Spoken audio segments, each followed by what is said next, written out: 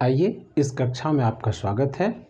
आज हम लोग मोशन जो गति पाठ है उसके चैप्टर एंड क्वेश्चंस को देखें, उसका हल करें, मतलब अभ्यास को के प्रश्नों को हम लोग देखें।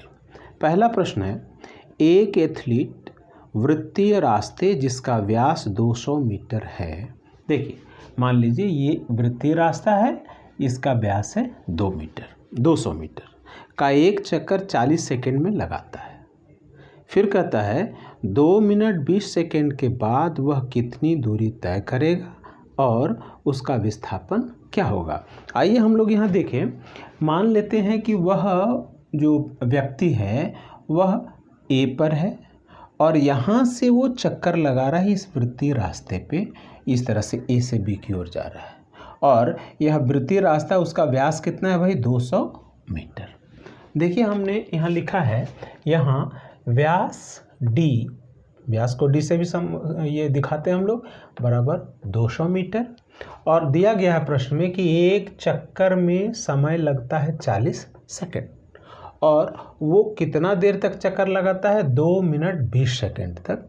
तो 2 मिनट 20 सेकेंड को हम लोग सेकेंड में चेंज करते हैं। तो देखिए, मिनट को 60 से गुना किए तो 2 गुने 60 सेकेंड, फिर 20 सेकेंड, ये करके हो गया 140 सेकेंड।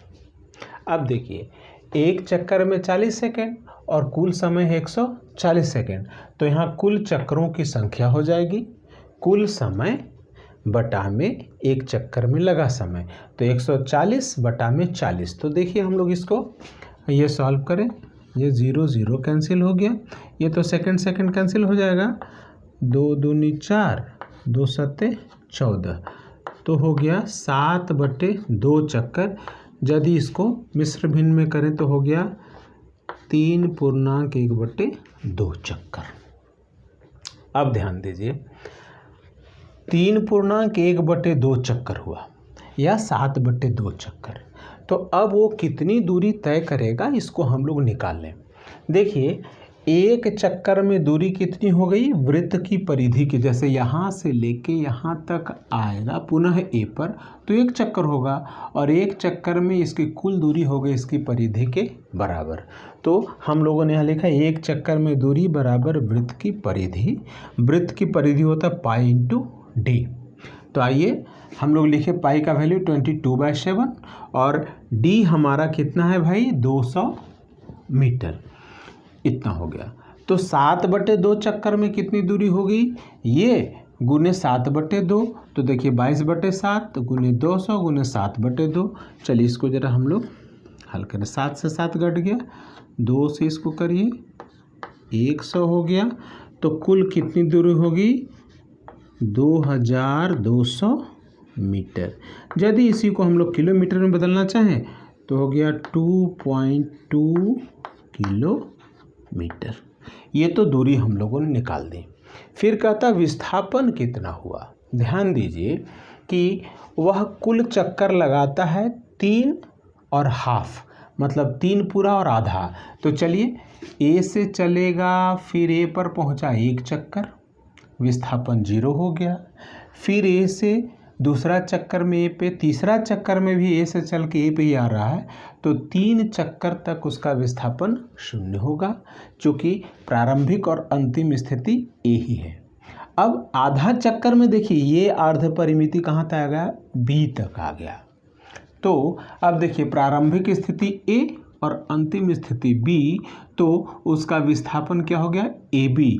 आप देख रहे हैं ए बी किसके बराबर है, व्यास के बराबर है, जो 200 मीटर है, इसलिए विस्थापन हो गया ए बी, और ए बी कितना है, 200 मीटर। इस तरह से हम लोगों ने निकाल दिया कि तय की गई दूरी 2.2 किलोमीटर और उसका विस्थापन है 200 मीटर। आइए अब प्रश्न संख्या 2 को देखें। प्रश्न संख्या 2 में है, 300 मीटर सीधे रास्ते पर जोसेफ जॉगिंग करता हुआ 2 मिनट 50 सेकेंड में एक सिरे ए से दूसरे सिरे बी पर पहुंचता है। तो देखिए, मान लीजिए यहाँ ए है और ये सिरा बी है। यहाँ ए से बी तक पहुंचने में उसको लगता है 2 मिनट 50 सेकेंड। फिर आगे है, और घूमकर 1 मिनट में 100 मीटर पीछे बिंदु सी पर पहुंचता है। देखिए ए से बी तक पहुंचा, फिर बी से वापस आता है सी पर, ये दूरी है 100 मीटर, यहाँ सी पर पहुंच गया। अब कहता है जोसेफ की औसत चाल और औसत वेग क्या होंगे। पहला ए में कहता है सिरे ए से बी तक, फिर बी में कहता है सिरे ए से सी तक। आइए हम लोग इसको बनाने का प्रयास करें। देखिए पहले सिरे ए से बी के लिए देखिए कुल दूरी हो गई ए से बी कितना है 300 मीटर, तो कुल दूरी हो गई 300 मीटर। अब हम लोग निकाल देते हैं कुल समय, तो कुल समय दिया हुआ है 2 मिनट 50 सेकेंड, इसको जब सेकेंड में चेंज करेंगे तो हो गया 170 सेकेंड। तो औसत चाल क्या होती है, कुल दूरी बटे कुल समय, तो कुल दूरी हो गई 300 मीटर और समय हो गया 170 सेकेंड। तो ये हमारा कितना हो जा रहा है, ये देखिए 0 कैंसिल हो गया, 0 कैंसिल हो गया, तो ये आ गया 30/17। जब इसको हम लोग ये कर देते हैं 30/17 बराबर ये हो जाएगा 1.76 मीटर पर सेकेंड। अब देखा जाए हमको औसत वेग निकालने के लिए इसका फिर ए से बी तक विस्थापन देखना होगा।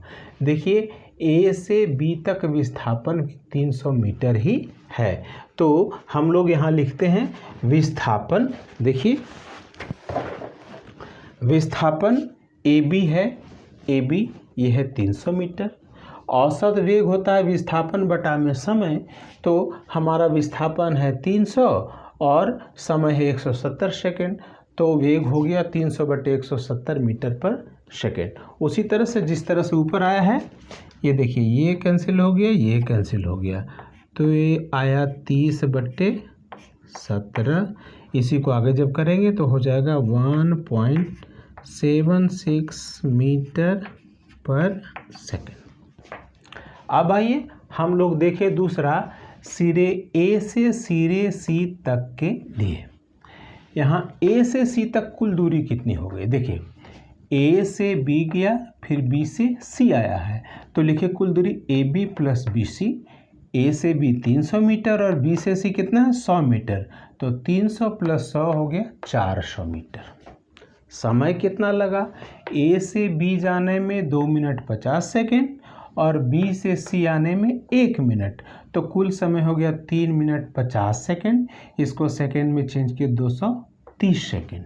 अब ध्यान दीजिए ये जो 230 सेकेंड आया, तो यहाँ औसत चाल हो गई, कुल दूरी 400 मीटर बटा में हमारा समय 230 सेकेंड, तो इसको हम लोग विभाजित करें 0 0, तो हो गया ये 40/23।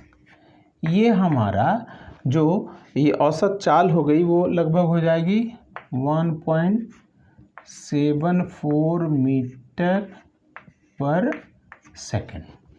अब ज़रा विस्थापन देखिए, विस्थापन में देखिए वह पूर्व स्थिति कहाँ ए है, ए से बी गया, बी से सी आया, तो पूर्व स्थिति ए और अंतिम स्थिति सी, तो इसके बीच की दूरी हमको पहले निकालनी होगी, वही विस्थापन हो जाएगा।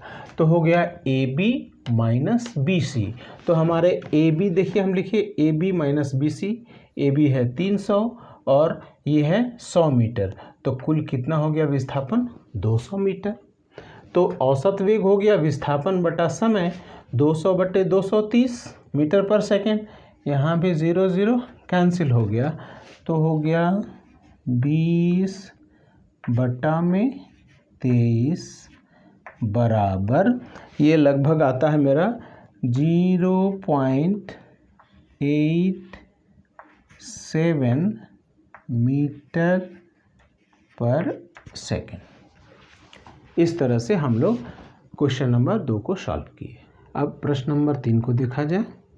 इसमें है अब्दुल गाड़ी से स्कूल जाने के क्रम में औसत चाल को 20 किलोमीटर प्रति घंटा पाता है। उसी रास्ते से लौटने के समय वहाँ भीड़ कम है और औसत चाल 40 किलोमीटर प्रति घंटा है। अब्दुल की इस पूरी यात्रा में उसकी औसत चाल क्या है, इसी को हम लोगों को निकालना है।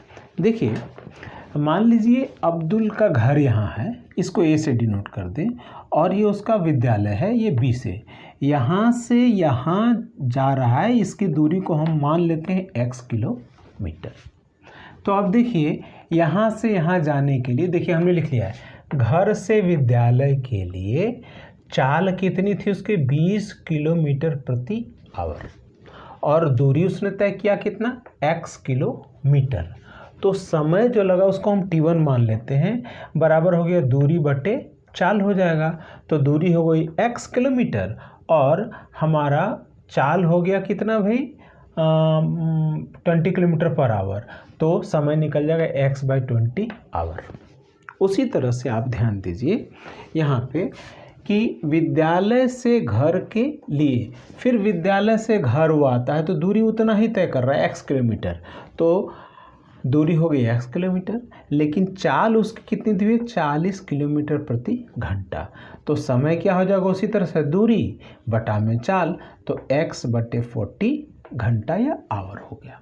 अब आइए पूरी यात्रा, मतलब घर से विद्यालय और विद्यालय से घर के लिए पूरी यात्रा के लिए कुल दूरी हो गई यहाँ से यहाँ x, फिर यहाँ से x, तो हो गया 2x किलोमीटर। और कुल समय लेगा t1 पहला समय और t2 दूसरा समय, तो दोनों को जोड़ें x/20 प्लस x/40। चलिए यहाँ एलसीएम लेते हैं, तो कितना हो गया ये 40, ये हो जाएगा 22 जा तो हो गया 2x प्लस 41 जा तो हुआ x बराबर 3x/40 आवर। अब देखिए औसत चाल कुल दूरी बटे कुल समय, तो कुल दूरी हमारी कितनी हो गई है भाई, कुल दूरी है 2x और बटा को यहाँ डिवाइडेड लिख देते हैं, कुल समय है 3x/40 आवर। इसी को सॉल्व करिए, 2x into 40/3x, x cancel हो गया तो हो गया 80/3।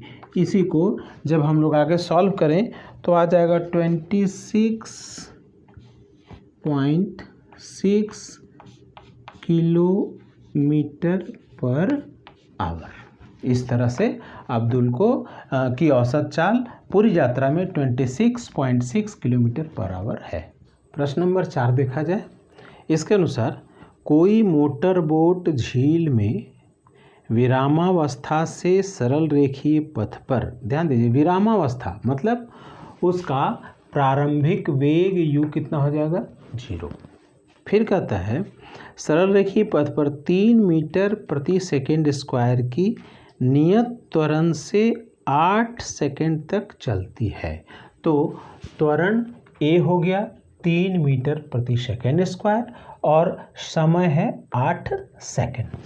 तो कह रहा है कि इस समय अंतराल में मोटर बोट कितनी दूरी तय करती है, अर्थात s बराबर कितना। तो देखिए हम लोग ये सूत्र लगाते हैं s बराबर ut plus half a t square से।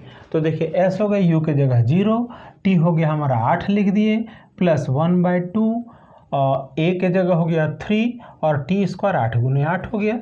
ये तो 0 हो जाएगा, ये हम लोग काटते हैं तो देखिए कितना हो गया 12×96 मीटर, अर्थात बोट 96 मीटर दूरी तय करेगी। प्रश्न नंबर 5 देखा जाए।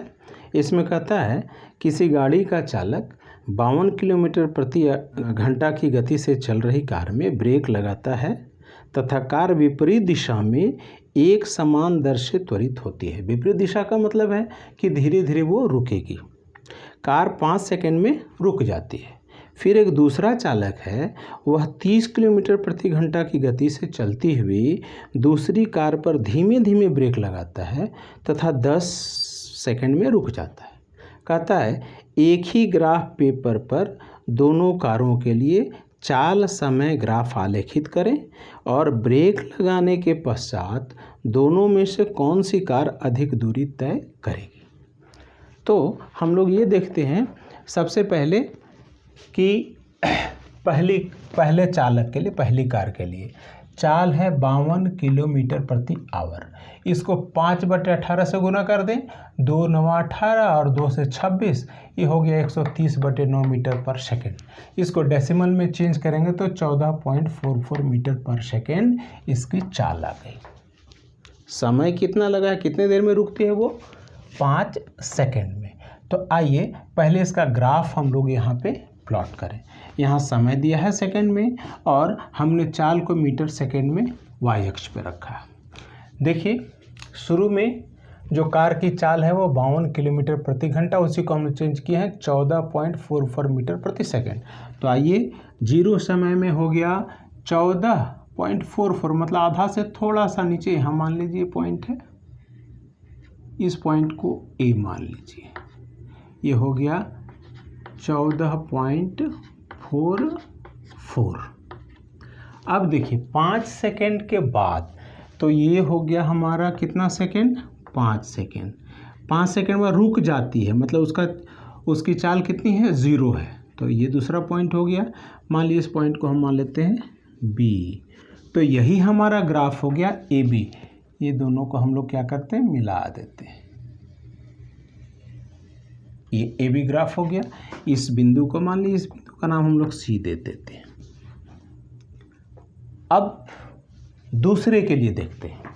दूसरे चालक के लिए चाल है 30 किलोमीटर प्रति आवर। इसको 5/18 से गुना किए, 2 9 18 और ये 15 दूनी 30, ये कट गया तो हो गया 75/9। इसको डेसिमल में चेंज किए 8.33 मीटर पर सेकेंड। यह कार भी रुकती कितनी देर में, 10 सेकेंड के बाद। यहाँ समय है 10 सेकेंड। तो इसका भी ग्राफ हम लोग प्लॉट करें, जरा देखिए। शुरू में उसकी चाल है 30 किलोमीटर पर आवर, यह है 8.33 मीटर पर सेकेंड। तो देखिए यहाँ से हम लोग चलते हैं 8.33, देखिए 8 है, 0.33 लगभग यहाँ आ गया 8.33। मान लीजिए इसको हम लोग P मान लेते हैं पॉइंट को। और समय कितना है, 10 सेकेंड। देखिए 10 सेकेंड यहाँ आ गया। 10 सेकेंड के बाद उसका टाइम हो जाता है, वो कार रुक जाती है। तो ये ग्राफ हो गया हमारा, ये P और इस पॉइंट को Q लिख दीजिए। तो ये ग्राफ हो गया हमारा। चलिए इसको मिला देते हैं हम लोग, इस पॉइंट को P से Q को हम लोग मिला दिए। तो ये हो गया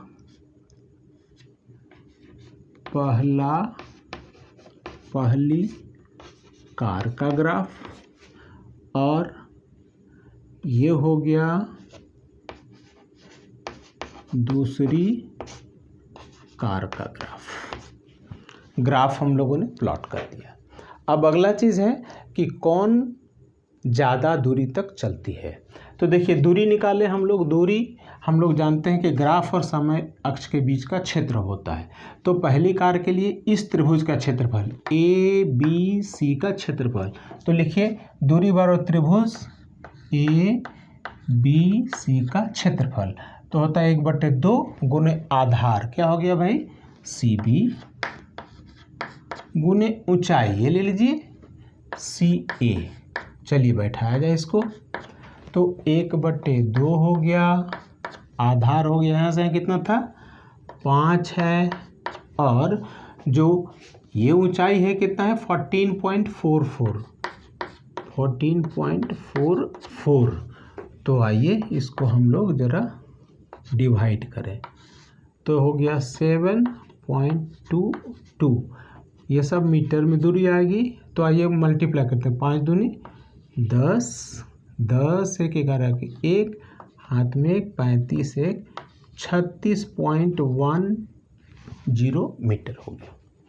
अब ये जो दूसरी कार के लिए देखिए, इसका हो गया दूरी हो गई त्रिभुज पी क्यू सी का क्षेत्रफल। तो लिख देते हैं त्रिभुज पी क्यू सी का क्षेत्रफल बराबर 1/2 ने आधार क्या है, देखिए सी क्यू और ऊंचाई हो गया सी पी।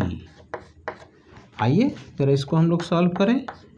1/2 और सी क्यू कितना है भाई 10 है और हमारा सी पी कितना अभी हम लोग यहाँ निकाले थे 8.33 है। ये पॉइंट 8.33 इसी को हम लोग डिवाइड करें, यहाँ हो गया 5 तो बराबर कितना हो जाएगा 5 तिया 15 के 5 हाथ में लगा 1, 15 1 16 के 6 हाथ में लगा 1, 40 और 1 5 8 40 और 1 41.6 मीटर।